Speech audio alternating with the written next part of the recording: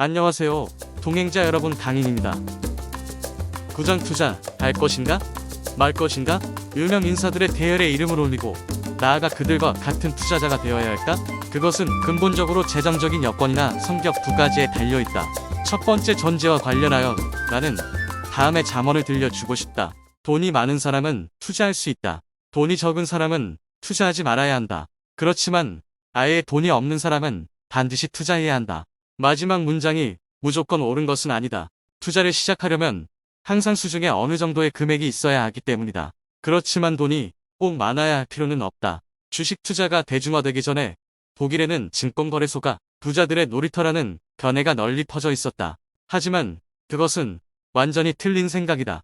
좋은 아이디어가 있는 사람은 비교적 적은 금액으로 노후 수익을 올릴 수 있다. 여기서 아예 돈이 없다는 말은 집세를 낼 수 없거나 노후연금조차 준비할 수 없을 정도로 수입이 없는 사람들을 말한 것이다. 하지만 정말 돈이 아예 없는 사람은 무엇보다 말 그대로 무슨 일이 우선 일을 해서 조금이라도 돈을 벌어야 한다.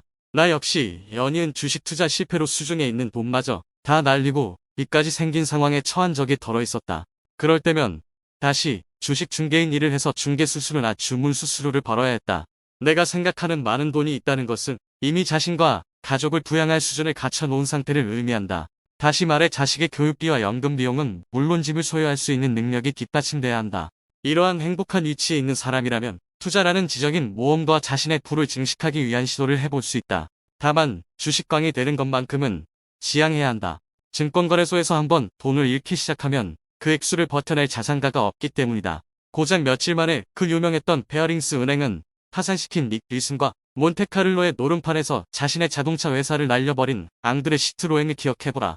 만약 보유한 재산과 수입이 집을 마련하고 자녀 교육에 쓸 정도밖에 되지 않는 한 가정의 아버지라면 절대 투기하지 말아야 한다. 장기간 돈 쓸 일이 없다면 그 돈을 우량 주식에 투자할 수는 있겠지만 어떤 상황에서도 투기는 금물이다. 투자자의 두 번째 전제 조건은 돈을 쓰는데 시간적 제한이 없어야 한다는 것이다. 주식 투자를 하는 사람이라면 앞으로 3년 뒤에 투자로 돈을 벌어 그것으로 집도 사고 내 사업을 할 거라고 호언장담해서는 안 된다는 것이다. 주식시장에서는 뭐든 생각하는 대로 일이 진행되지 않는다. 올바른 생각을 가지고 있으면 언젠가는 돈을 벌겠지만 그것이 언제가 될지는 누구도 알 수 없다. 또한 투자로 정기적인 수입을 올릴 수 있을 것이라고 속단해서는 안 된다. 증권거래소에서 돈을 벌 수도 있고 때로는 엄청난 수익을 얻어 부자가 될 수도 있지만 반대로 돈을 잃을 수도 있고 손실이 엄청나다면 파산할 수도 있다. 그러므로 주식시장에서 노동의 대가로 돈을 번다는 것은 불가능하다.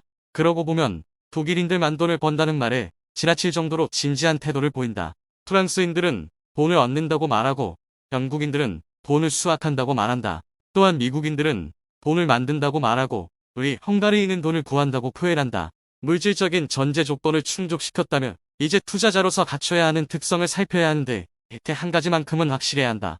주식 투자에 뛰어들려는 사람은 어느 정도의 위험을 감수하겠다는 마음의 준비가 필요하다. 안정적인 수익을 보장하는 주식시장은 그 어디에도 존재하지 않는다. 만약 그런 시작이 있다면 새벽 5시에 일어나 컨베이어 벨트 앞으로 출근하는 사람은 존재하지 않을 것이다. 그 밖에 투자자에게 필요한 또 다른 특성에 대해서는 앞으로 이 책에서 세세히 설명할 것이다. 하지만 그에 앞서 투자자라는 칭호를 받으려면 어떤 자격을 지녀야 하는지에 대해 한번 알아보려 한다. 왜냐하면 주식 거래를 한다고 해서 전부 투자자인 것은 아니기 때문이다. 내용은 여기까지입니다. 오늘도 좋은 하루 되세요. 구독과 좋아요는 영상 제작에 큰 힘이 됩니다.